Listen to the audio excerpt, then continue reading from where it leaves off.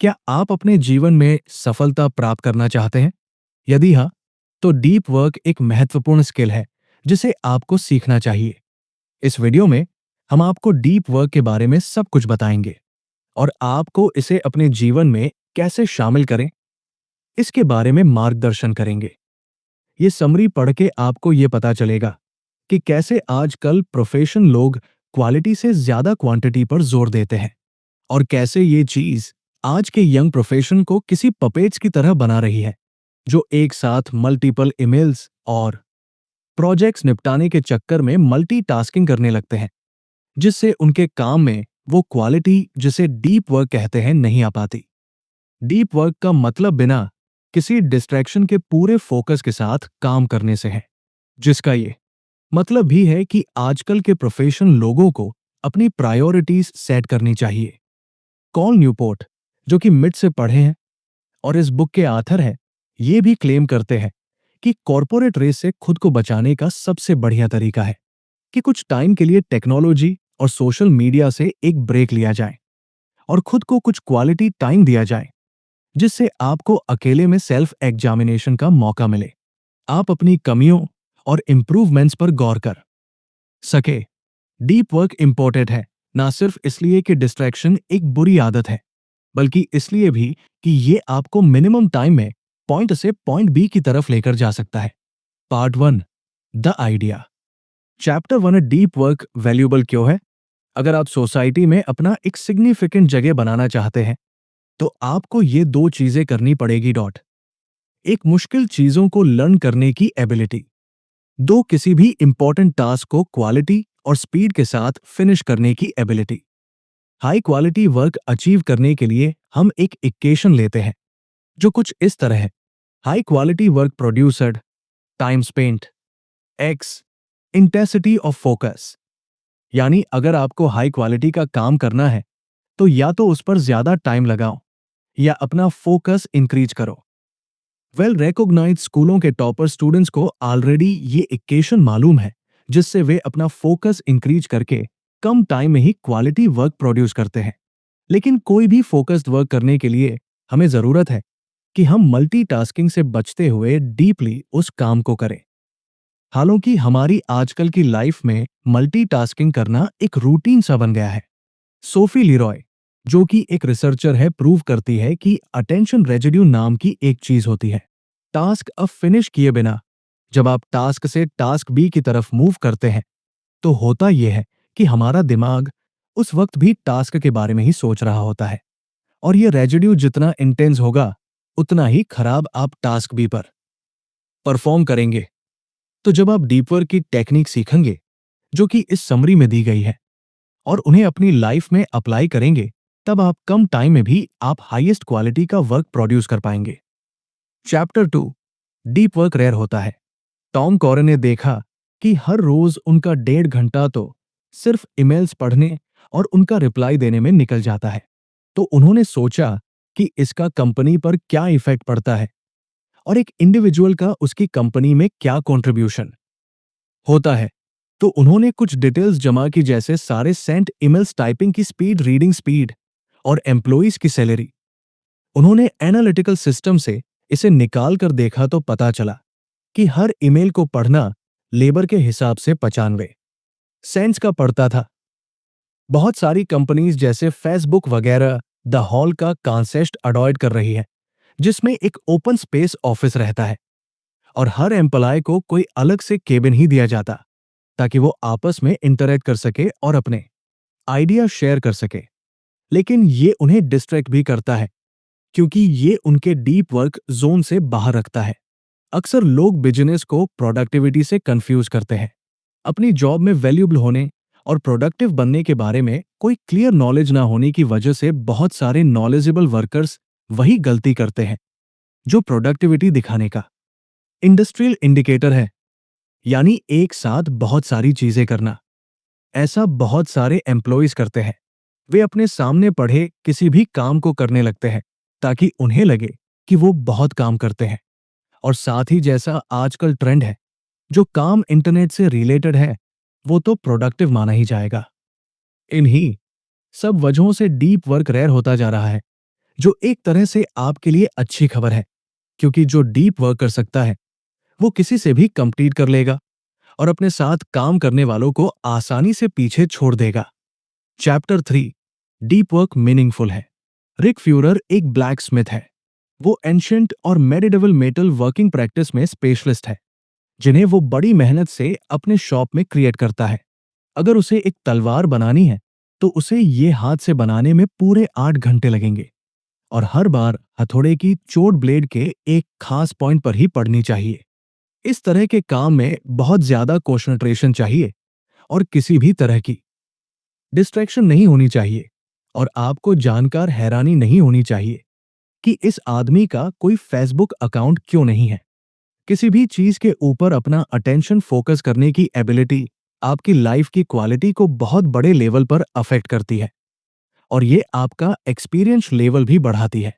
Lira कार्स्टेनशन अपने patient की brain activity जांचने के लिए एमआरआई स्कैनर यूज करती है।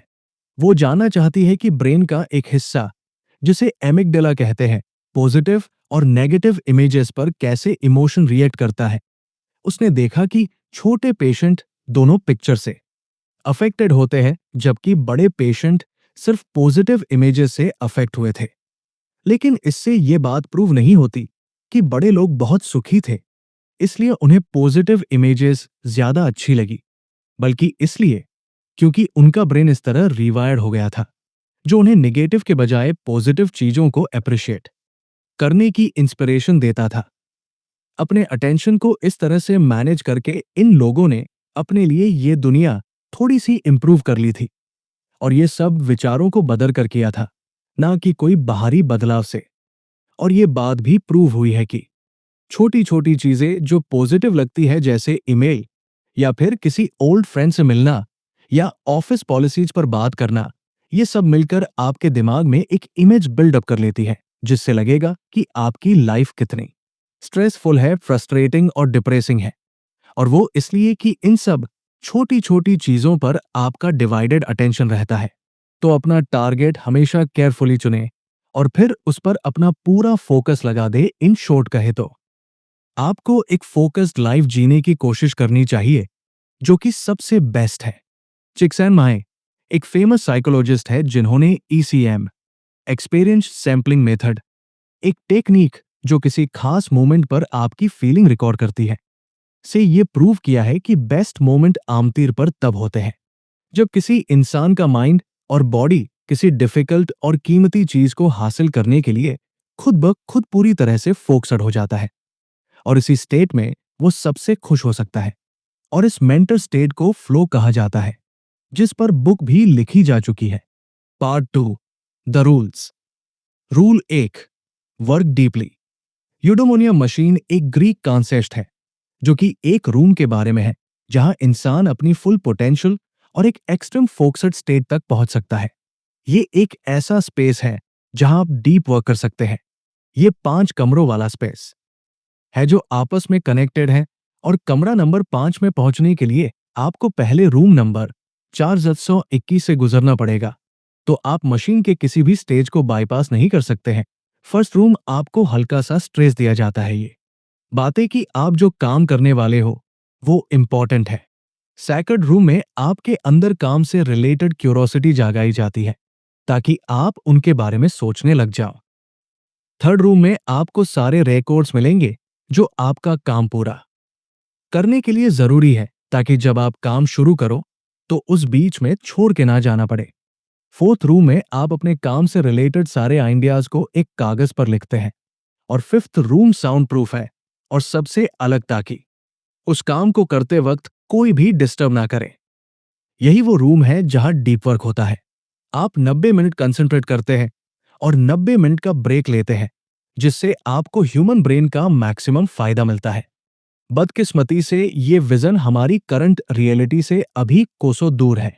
इसके बजाय हम अभी भी खुद को ओपन स्पेस ऑफिसेस में पाते हैं, जहां इनबॉक्स के मैसेज और ईमेल नेग्लेक्ट नहीं किए जा सकते हैं और लगातार मीटिंग्स चलती रहती है। ये ऐसी सेटिंग होती है जहां कलीग्स बेस्ट पॉसिबल रिजल्ट के बदले आपसे अपने ईमेल्स का क्विक रिस्पॉन्स चाहते हैं। और इस बुक के हिसाब से माने तो आप एक तरह से शैलो वर्क यानी खिखला काम करने के लिए मजबूर हो जाते हैं। लेकिन अगर आप रूल्स फॉलो करते हैं तो अपने काम में वही सेम इफेक्ट पा सकते हैं, जैसे कि आप किसी यूडोमोनिया मशीन के अंदर हो। डीप वर्क की हैबिट डेवलप करने का सीक्रेट है कि गुड इंटेंशन से आगे निकला जाए, डीप वर्क स्टेट में आने की कोशिश करना और अपने डेली वर्किंग लाइफ में वो रूटीन्स और स्टेप्स ऐड करे जो इस तरह डिजाइन किए गए हैं कि आपके विल पावर को मिनिमाइज अमाउंट में यूज करके आपको एक ऐसे स्टेट ऑफ माइंड में रखे जिसमें आपका कंसंट्रेशन टूटे नहीं। क्योंकि विल पावर तो एक मोबाइल बैटरी की तरह ही है जो टाइम के साथ कम होता जाता है। यहां हम आपको 4 ऐसी स्ट्रेटजीज बता रहे हैं जो माइंड को डीप वर्क की स्टेज में लेकर जा सकती है। 1. Monastic approach. ये स्ट्रेटजी केवल इस बात पर बेस्ट है कि लाइफ की हर डिस्ट्रैक्शन से खुद को आइसोलेट रखा जाए। इस अप्रोच में आप किसी मूक पुजारी की तरह ही होते हो जो खुद को किसी भी तरह की डिस्ट्रैक्ट करने वाली चीज से दूर रखता है, जैसे कि आप किसी आईएएस एग्जाम की तैयारी कर रहे हो और अपने पेरेंट्स के अलावा आपका किसी के साथ कोई कांटेक्ट नहीं है। अब जैसे हम डोनाल्ड नुथ का एग्जाम्पल लेते हैं, कंप्यूटर साइंस में अपने कई सारे इनोवेशन के लिए वे बहुत फेमस है, खासतौर पर एनालाइजिंग एल्गोरिथम परफॉर्मेंस के डेवलपमेंट के लिए, जो बहुत मुश्किल अप्रोच है। जब आप स्टैनफोर्ड में उनकी वेबसाइट चेक करेंगे तो वहां आपको उनका कोई ईमेल एड्रेस नहीं मिलेगा, हाँ एक नोट जरूर होगा जिसमें लिखा है 1 जनवरी 1990 से मैं काफी खुश हूं, जब से मेरा कोई ईमेल एड्रेस नहीं है।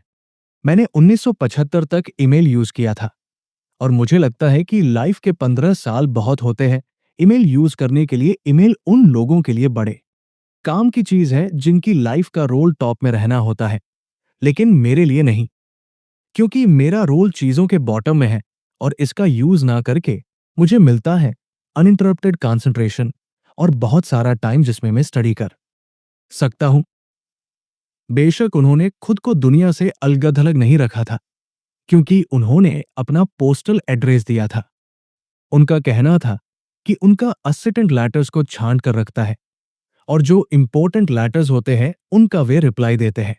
मोनास्टिक फिलोसफी की प्रैक्टिस करने वाले लोगों का एक वेल डिफाइंड और हाईली वैल्यूड प्रोफेशनल गोल होता है जिसे वे पूरी तरह से फॉलो करते हैं और उनकी प्रोफेशनल सक्सेस का ज्यादातर क्रेडिट इसी एक चीज को बहुत बढ़िया ढंग से फॉलो करने को जाता है। दूसरी स्ट्रैटेजी, बाय मॉडल अप्रोच। ये स्ट्रेटेजी उनके लिए है जो खुद को पूरी तरह दुनिया से अलग नहीं रख सकते। रेवोल्यूशनरी साइकोलॉजिस्ट और थिंकर कार्ल जंग ने यही स्ट्रेटेजी अपनाई थी। वे सुबह कुछ घंटे अपने कमरे में बंद होकर लिखते रहते थे और फिर फॉरेस्ट में वॉक करते हुए जो लिखा होता उस पर सोच विचार करते थे और फिर उन्हें बाद में अपने लेक्चर्स अटेंड करने भी जाना होता था और पैसे कमाने के लिए क्लिनिक पर भी।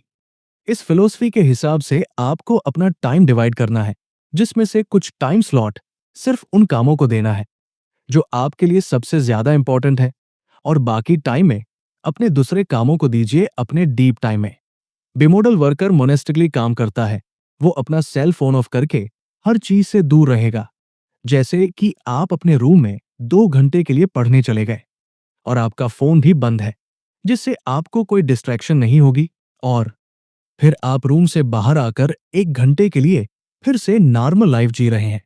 ये बाइमोडल फिलॉसफी इस बात पे बिलीव करती है कि डीप वर्क से एक्सट्रीम प्रोडक्टिविटी लाई जा सकती है, लेकिन तभी जब इसे करने वाला मैक्सिमम कंसंट्रेशन से काम करे। एक ऐसा स्टेट है जहां रियल में ब्रेक थ्रू होता है। Third technique, rhythmic philosophy. जैसा कि इसे कुछ लोग कहते हैं द चेन मेथड। इस मेथड को अप्लाई करने के लिए हर दिन कोई एक खास एक्टिविटी करने के लिए एक खास टाइम चूज किया जा सकता है और हर रोज जब भी आप अपना वो टास्क खत्म कर ले, आपको कैलेंडर पर एक बड़ा सा रेड क्रॉस लगाना है। ये तब तक करते रहे जब तक कि आप रेड क्रॉसेस की चेन बढ़ती हुई ना देख ले। बस ध्यान रहे कि ये चेन कटनी नहीं चाहिए। Fourth strategy, journalistic approach. जब आप पूरा दिन बहुत बिजी होते हैं तो इस अप्रोच को फॉलो कर सकते हैं। इसमें आप किसी जर्नलिस्ट की तरह एक्ट कीजिए, जैसे ही आपको फ्री टाइम मिले, भले ही आधा घंटा भी, तो आप डीप वर्क करें। इसका मतलब है कि अगर आपको पता है कि आप 5 से 5 मिनट फ्री रहने वाले हैं तो अपना मोबाइल स्विच ऑफ कर दे और किसी आइसोलेट जगह पे अपने इंपॉर्टेंट टास्क पूरे करने बैठ जाए। रिचुअल्स यानी एक्शन क्या ले? अपनी book on the origin of species on the origin of species के दौरान चार्ल्स डार्विन के वर्किंग लाइफ का बड़ा स्ट्रिक्ट स्ट्रक्चर रहा है। जैसा कि उनके बेटे फ्रांसिस ने बाद में बताया था, चार्ल्स डार्विन सुबह 7 बजे उठकर एक शॉर्ट वॉक लेते थे, फिर अकेले बैठकर अपना नाश्ता करते थे और 8 से 9:30 के बीच स्टडी करने चले जाते थे। अगले 1 घंटे तक वे एक दिन पहले के लेटर्स चेक करते थे, जिसके बाद वे 10:30 से दोपहर तक वापस स्टडी करते थे। इस सेशन के बाद वे अपने ग्रीन हाउस से अपनी सारी प्रॉपर्टी का एक गोल चक्कर लेते हुए उन आइडियाज पर जो उन्हें चैलेंजिंग लगते थे गहराई से सोच विचार किया करते थे, जब तक कि उन्हें अपनी थिंकिंग से सेटिस्फेक्शन नहीं होती थी। उनकी वाक चलती रहती थी। उसके बाद ही वे अपने उस दिन के काम को फिनिश डिक्लेयर करते थे। बेशक हम ये नहीं कहते कि आप भी यही सब करें, लेकिन कुछ चीजें आपको जरूर कंसिडर करनी चाहिए। आप कहाँ काम करेंगे और कितनी देर, इसके बारे में पहले से सोच कर रखिए, क्योंकि आपको कोई एक लोकेशन तो चूज करनी ही पड़ेगी जहां आप डीप वर्क कर सके और एफर्ट दे सके। एक बार जब आप स्टार्ट करेंगे तो कैसे उस पर काम करेंगे, इसके बारे में भी पहले से ही सोचिए। इसके लिए आपको रूल्स और प्रोसेस चाहिए कि आपके एफर्ट्स स्ट्रक्चर्ड हो पाए, जैसे इंटरनेट ऑफ करना वगैरह, ताकि डीप वर्क करते वक्त आपका टाइम वेस्ट ना हो और ताकि ये सब सोचन से आपकी विल पावर बैटरी खत्म ना हो जाए। आप कैसे अपने वर्क को सपोर्ट करेंगे? आपको इसके लिए एंश्योर करना पड़ेगा कि आपके ब्रेन को हाई लेवल डेप्थ तक जाने के लिए सपोर्ट मिल सके। एग्जाम्पल के लिए आप अपनी शुरुआत एक कप कॉफी के साथ कर सकते हैं और साथ में पहले से सब कुछ सोच के रखिए, जिससे आपकी मेंटल एनर्जी ये सोचने में बर्बाद ना हो कि उस मोमेंट पर आपकी क्या जरूरत है। Make grand gesture. JK Rowling Harry Potter series की अपनी लास्ट बुक घर पे फिनिश नहीं कर पाई थी। कुत्तों के भौंकने, बच्चों के शोर शराबे और यहां तक कि विंडो क्लीनर के शोर की वजह से उनका डीप कंसंट्रेशन नहीं लग पा रहा था, तो उन्होंने एक ग्रांड जेस्चर रखा और सीधे एक होटल में रहने चली गई, जो महंगा तो था मगर वहां जाकर वो शांति से डीप वर्क में आसानी से जा सकती थी। जब आप स्टेट में जाने के लिए इन्वेस्ट करते हैं तो इसका आपको फायदा मिलता है, क्योंकि आप इससे कुछ अचीव ही करेंगे और टालमटोल से भी बचे रहेंगे। क्या आपको अकेले काम करना चाहिए?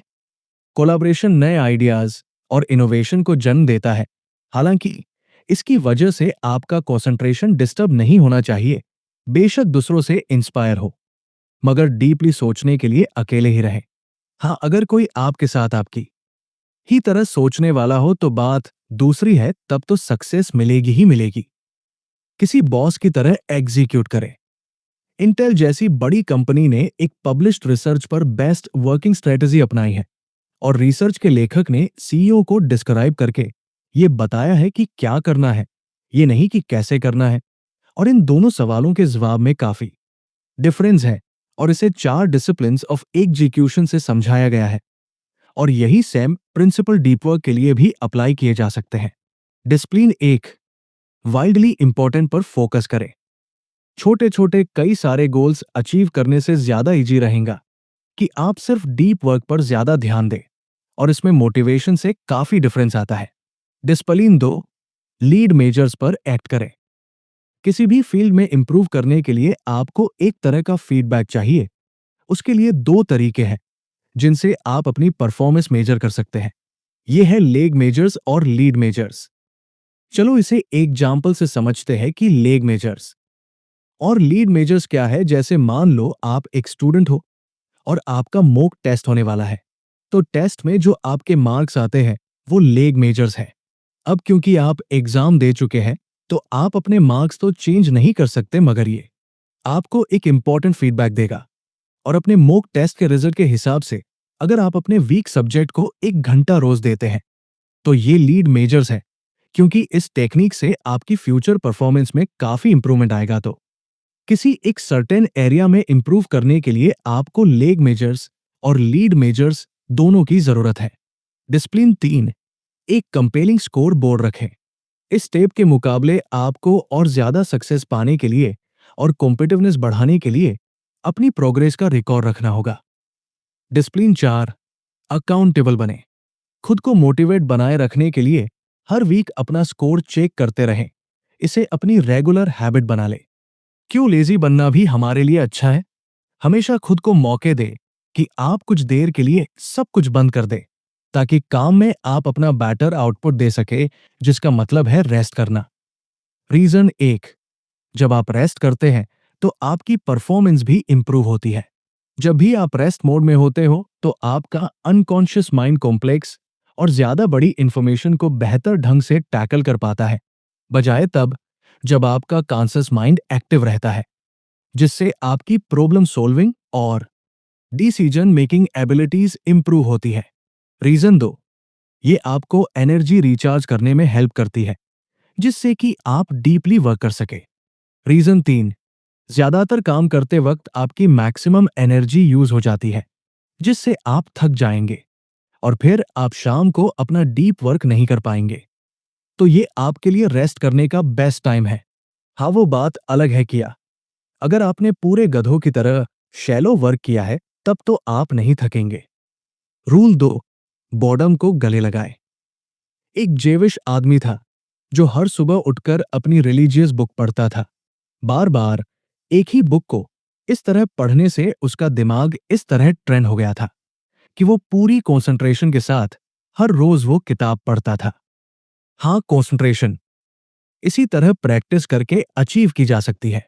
हम सब में ये एबिलिटी है, मगर हम ट्राई नहीं करना चाहते हैं। लेकिन हमेशा ये ध्यान रखें कि फोकस करते हुए बीच बीच में ब्रेक लेते रहें, ना कि ब्रेक लेते हुए फोकस करें।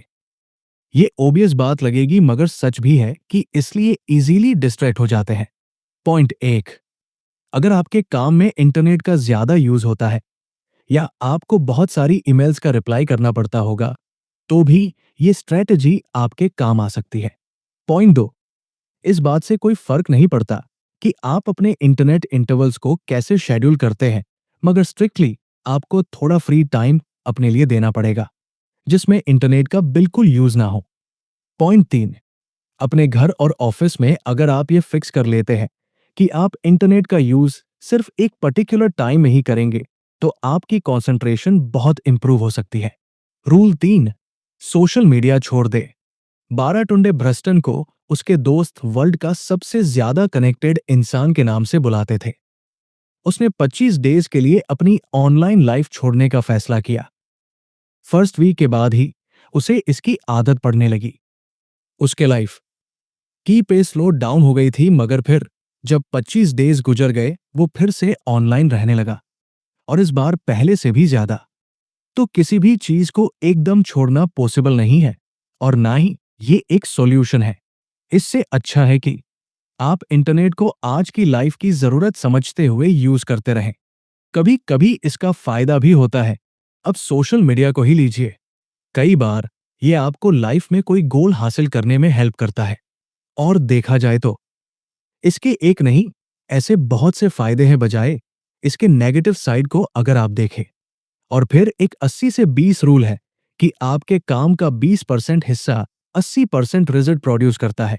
तो ये श्योर कर ले कि इस 20% में आप अपना ज्यादा से ज्यादा टाइम इन्वेस्ट करें, ताकि रिजल्ट्स ड्रास्टिक लेवल पर अचीव हो। 30 दिन के लिए खुद को इंटरनेट से दूर रखें, और अगर आपको लगता है कि आपके ये 30 दिन इंटरनेट यूज करके मजे से गुजरते, या फिर लोग आपको इतने दिन मिस करते रहे, तो बेशक फिर से आप ऑनलाइन रह सकते हैं। और अगर ऐसा नहीं है तो इंटरनेट से दूरी बनाए रखें। साइड नोट में लिख के रखें कि आप कुछ दिन ऑफलाइन जा रहे हैं। आमतौर पर एक आदमी दिन भर में 8 घंटे काम करता है, जिसका मतलब है कि 16 घंटे वो फ्री होता है। तो ये टाइम सिर्फ इंटरनेट पर सर्फिंग करने में वेस्ट क्यों किए जाए?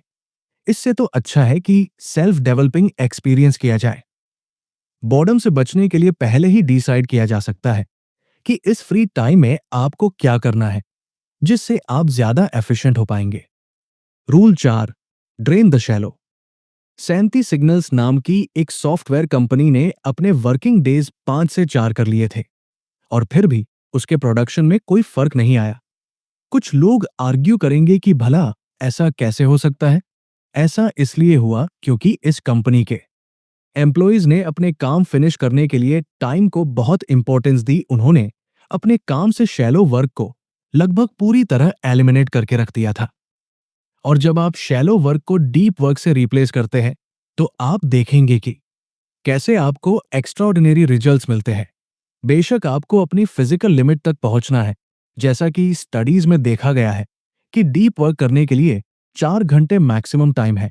हाँ, रेयर इंडिविजुअल्स की बात अलग है। अगर आप डीप वर्क करते हैं तो आप 4 घंटे में ही वो अचीव कर लेंगे जो बाकी लोग 8 घंटे में अचीव करते हैं। तो शैलो वर्क आखिर होता क्या है?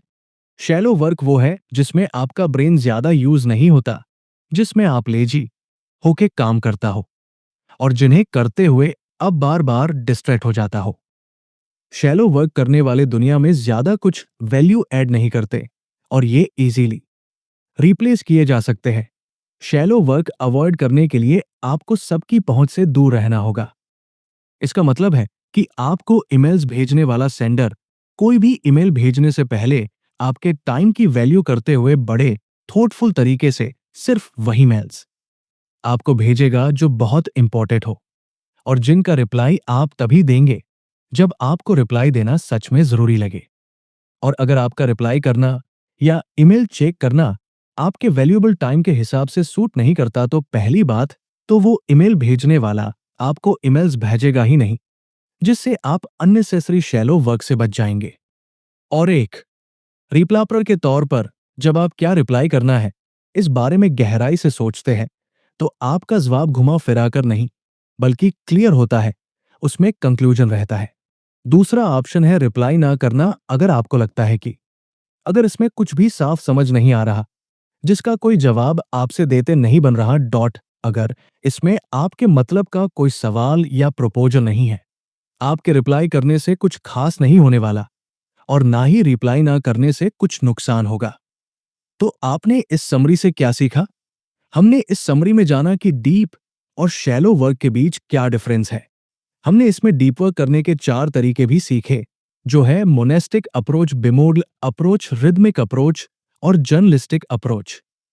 और सबसे ज्यादा जरूरी बात जो हमने सीखी वो है कि हम सोशल मीडिया और इंटरनेट के डिस्ट्रैक्शन से कैसे बचें।